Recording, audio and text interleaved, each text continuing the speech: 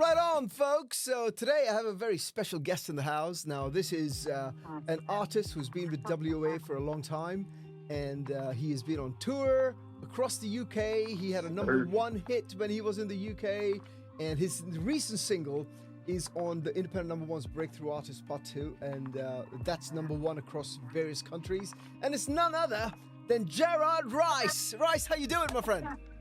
Doing all right. How about you? I'm good. So where are you right now? Which part of America are you in? Right now we in Massachusetts, like close to Worcester. Oh, so, nice. you know, a little bit quicker and fast motion, but Yeah, cool. something that you're not far removed from. What's the weather like in Massachusetts right now? Dangerously hot. But today it's a little bit better because like the clouds, Okay. it's supposed to be raining, so Right.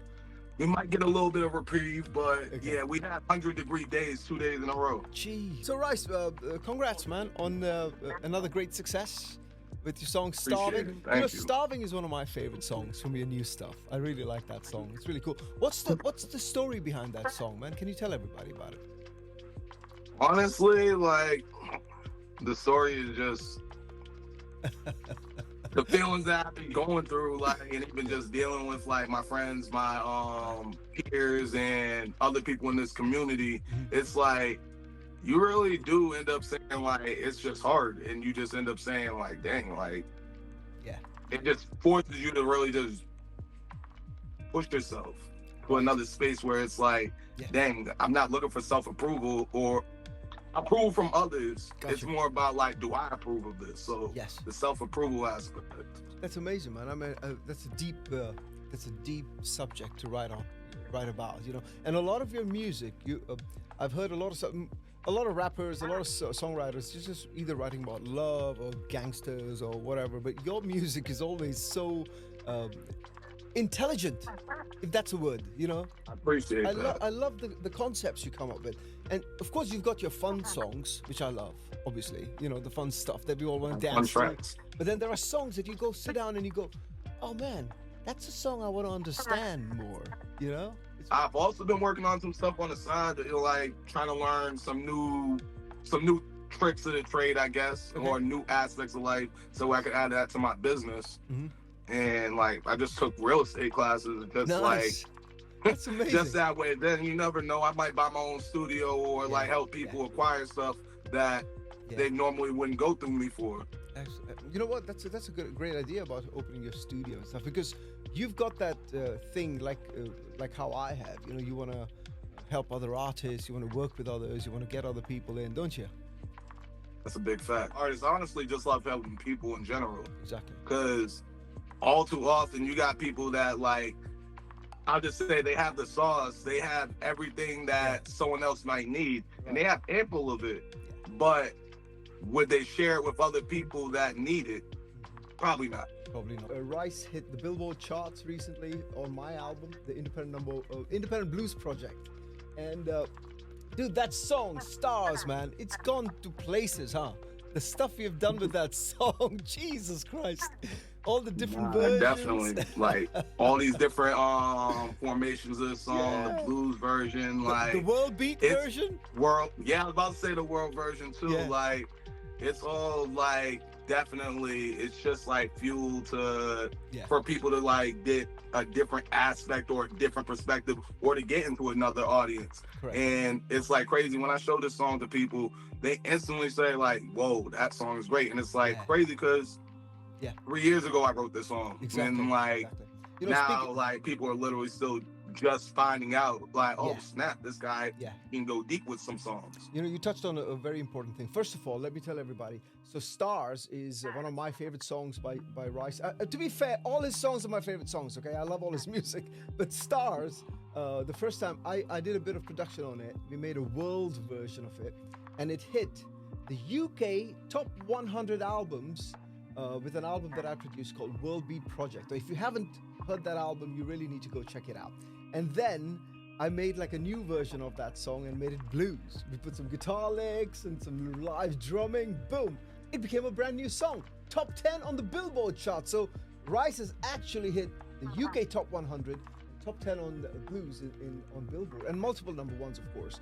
But what I want to get to, man, is how independent artists, they should understand that your song back in maybe 2018 can still be relevant in 2025. It's just about how you market that song. And as an independent artist, one good thing is you can have a lot of success with a song, say when you release it, right? To a certain parts of your fan base. But then, a few years later, you can re-release it with a little bit of edit or a remaster. And the next thing you know, it's freaking hitting other countries. People who have never heard the song go, oh, that's a new song. So as an independent Tapping artist, into another fan base. yeah, and it's a way for you to make your music relevant consistently. It's what major labels do, you see. So they'll have a song by an artist that they keep promoting every year for the next 10 years. But independent artists, what they do is they'll make a song and then they go, okay, now I have to only work on new stuff. You've got a catalog.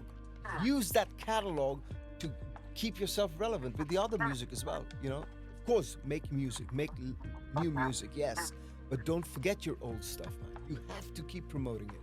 And as an independent artist, bro, you know how much we have to work just to get one song to as many people as possible, right? That's a big thing. What about your music videos, bro? Have you been making a lot of music videos? Honestly, I've been working on the ideas behind the music videos because I just want to take a step forward versus staying stagnant with productivity, the creativeness, even the storylines behind the videos, or even just how we chop up these videos. Because honestly, sometimes it really is not only the videographer, but it's also about getting more people involved. And I've been starting to assemble a little team, so Good. We want to see how this next video that we're working on comes out. But I'll give you a hint. It's one of the 2 new songs I just dropped recently. So right. Also, I think music videos now, a lot of artists, but to be fair, a lot of marketing people have been putting out the wrong information to artists, and independent artists seem to take them at face value, which is wrong. They go, oh, music videos don't work anymore, just make reels. No, you make a music video and then you make the reels from that video. I think it's definitely a combination as well, though. Exactly. Definitely chopping up your video and then throwing it into the reels, even the behind the scenes, all that stuff. But you also gotta and this is where it's very cost effective. You gotta take your cell phone and start making your own reels. Sometimes when you go to these events, have a videographer that's already there. Yeah. Capture you performing. You gotta literally every day give people new reasons why that song is the hardest song that they've listened to. Exactly. And with phones right now, we don't even need a videographer. Just have your phone with you. Boom, you're done. You just tell somebody to even point it at you, and you can make a reel out of that. So speaking of social media, how much time do you spend on social media, man? Do you spend a lot of time on social media, or you have other people working for you for social media? What do you do? Honestly, of lately, I haven't spent as much time on social media. I've been just connecting with people outside, getting them to get to know me. Yeah. And crazy enough, later on, they end up finding out, because I'm very, I'm not shy at all. I'm very, I can conversate, and I have a broad range of things I can conversate about. Right. But it's, crazy because then you'll deal with people, and then they get curious. Yeah. Then they end up saying, oh, let me look this person up. Also, the fans that you make one-on-one, when you meet people one-on-one, which is why I love doing performances and concerts, because you can have 1 million people watching your live stream or your live concert on the computer or TV, but those people are not the same as the ones that you meet or who come to your concerts, live gigs, because those people are your fans for life, And speaking of live concerts, man, tell me about your experience in the UK when you did your tour. Nah, it definitely was an experience. Performing in front of a few hundred people, especially at some of these festivals. Yeah, it was almost one of those jaw-dropping moments. Made you end up saying I'm about to give them a show. And that's what happened. Especially at I believe it was the Moon Festival. Sun and Moon Festival. Yeah, that was cool. That one was really cool, like Yeah. especially since there was like also kids and whatnot in the audience that were singing my song Nice. with me, and like at the end, like we ended up doing it without the lyrics or Really? anything, and like Wow. you got the kids literally Singing. singing along with me. I'm like, That's yeah, this amazing, is man. definitely gonna be a memory I keep in the back of my head Yeah. every man. time I jump on stage. Absolutely. Also, the way you look at the tour, it's wonderful because this is your first international tour, and a lot of artists who haven't done international tours, they don't know what to expect. They watch movies from the 90s and the 80s and they think the tours are going to be like back in the day or whatever. But on a tour, on an independent artist tour, you never know what you're going to get. One day you're going to be at a festival with thousands of people. The other day, it might be a little venue where nobody turns up. But when you go on stage, you got to do whatever you do on stage. Doesn't matter how many people are there, Because I remember once I did a show in Edinburgh. I was on tour in the UK, actually. I went to a Monday gig in Edinburgh. I was headlining. Snowstorm. Nobody turned up, right? Like 3 people in the crowd. 3 people in this massive venue. The opening rock band before me, and then when I went up, I did it. But when I went on stage, right, I performed like it was like 40,000 people in the crowd. I really gave it my all. And guess what? One of the 3 people who was sitting there was the editor of one of the largest newspapers of Scotland. And the next thing you know, I've got this massive piece on me on one of the biggest newspapers in the world. That's what it is all about, man. When they see you performing your heart out, because that's who you are. You're not doing it as a marketing gimmick. No, that's you. You're on stage because Your love. This is the craft that you want to exactly. freaking showcase. That is It doesn't who you matter are. if there's 1,000 people in the room or 1 person in the room. Yeah. You're showcasing almost like you're showcasing for the world every Exactly. single time. Every single time. Turned up times 10 though. Times 100, mate. You never know. But People don't get that. Yeah. They really do be the genuine versions of ourselves. On It's stage. just turned up a little bit more. Exactly. So you might be singing a sad song, a happy song, a mad song, but you're not saying it like the same way. Sometimes it might be the same way because we passionate about how we care about people. Absolutely. But the way we're on stage is like that's our real you selves. would not believe. It's our real selves. That's who we are, right? That's what it is. Yeah. But one of the reasons I'm bringing this up is because I've worked with a lot of artists who don't know the value of that. Some of them are what's the word? I wouldn't say fakers, but impersonators as artists. They want to be artists. You know what I mean? They'll go on stage and try to be like a rock band or whatever, but they're not really genuine. And for them, it's like they don't realize the benefit of being on stage to perform, but to whoever it may be. And those are the kinds of artists I back away from. I'm like, he's not going to go very far, or they're not going to go very far. But then I meet guys like you and I go, Jesus, he reminds me of me. That guy's going to go far because I can feel the genuine love for music. You are a musician, and that's what this company was formed to promote artists like you, guys who are real musicians. You know what I mean?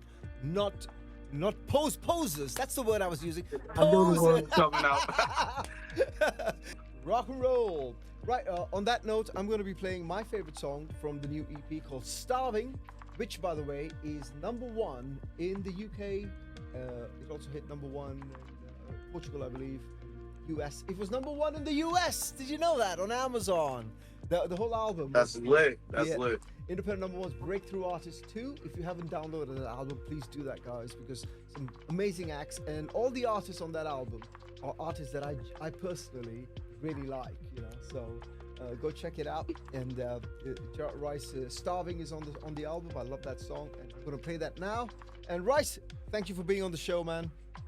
Nothing. If they didn't know, I was hungry. I was starving. There we go. That's his beauty, the music that he makes and all the rap he does and everything. Sorry, guys, I'm looking up there because the screen is over there, so I'm not looking into the lens. I'm looking there. Sorry about that.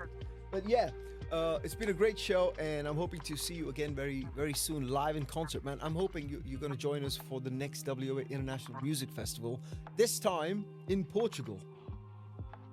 I definitely want to pull up. I got actually a bunch of people I know out there. Okay. I went out there before, so it sounds lit. Yeah, Portugal, man, the south Definitely of Portugal. big shout out to you. You are the man. Thank you. Big love to all the people that are listening. Cheers, brother. Make the music worthwhile. There we go. See you later, brother.